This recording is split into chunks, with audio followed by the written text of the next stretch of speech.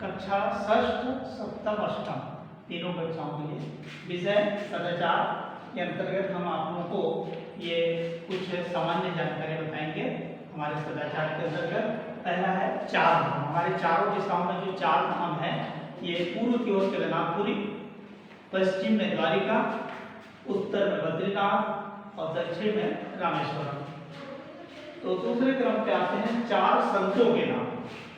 संत जो भगवान के दिनचर्या, भगवान के बारे में चिंतन करते हैं, अध्ययन करते हैं, जो दूसरों के हित में कार्य करते हैं, अपने हित का त्याग करके दूसरों के हित के लिए जो कार्य करते हैं, परोपकाराय वो संत हैं। ये जो चार संत गोस्वामी तुलसीदास जी जो रामचरितमानस के रचनाकार हैं, रैदास रविदास जो निम्न जाति में पैदा होने के बावजूद उन्होंने भगवान के नाम को हमेशा लेता रहा और परहित में अपना समय दिया। विवेकानंद जी जिन्होंने सर्वधर्म सम्मेलन में जाकर के उन्होंने हमारे भारतीय संस्कृति का विजय पताका लहराया। संत एकनाथ बहुत बड़े संत थे जिन्होंने अपने एक कुत्ते के द्वारा रोटी को ले जाया जाता है तो उसके पीछे पीछे दौड़ करके उनको घी दे करके उनको खिलाया जाता है। तो ऐसे वो संत थे एकनाथ जी।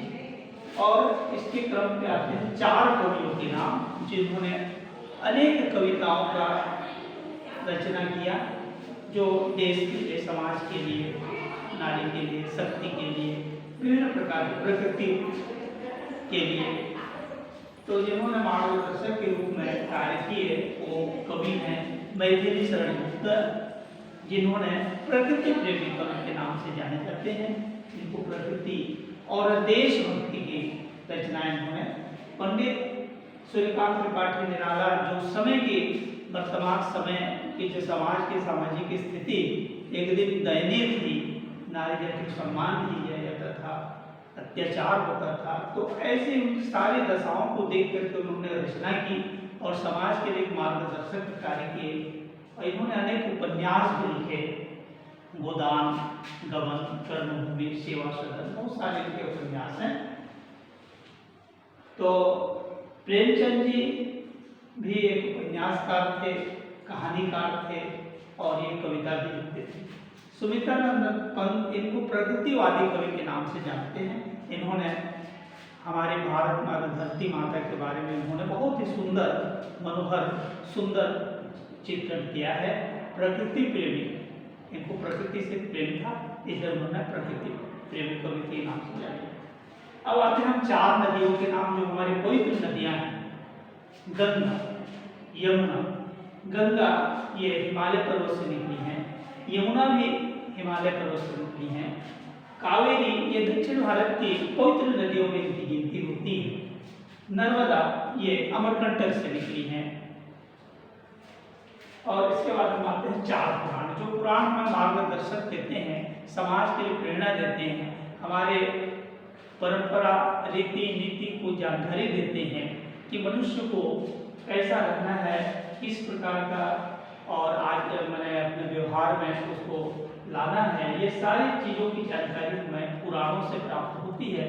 अपनी पुरानी संस्कृति को बचाने के लिए ये पुराण ही कार्य करते हैं।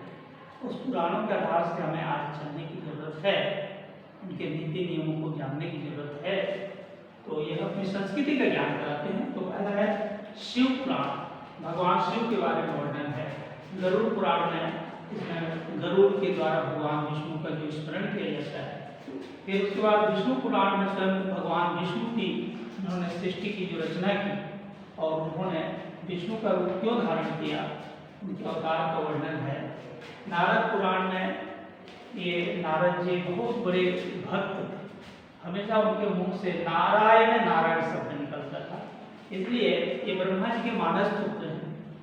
तो नारद जी को भी वरदान है कि वो कहीं भी जा सकते हैं भगवान का नाम लेकर के नारायण नारायण करते हुए, वो हमेशा उनके भक्ति में लीन रहते हैं। तो नारद पुराणों से कई हमारे सामाजिक रीति नीति, जीवन जीने की शैली, सारी चीज़ों को इसमें वर्णन है। तो ये 5 बिंदुओं को आप लोग याद कर लेंगे, अपनी कॉपी में नोट कर लेंगे। तो ये हमारे लिए ये सदाचार बहुत ही जरूरी है। सदाचार ही सबसे बड़ा धन है, सदाचार ही सबसे बड़ा धन है। बस इतना ही पर्याप्त है।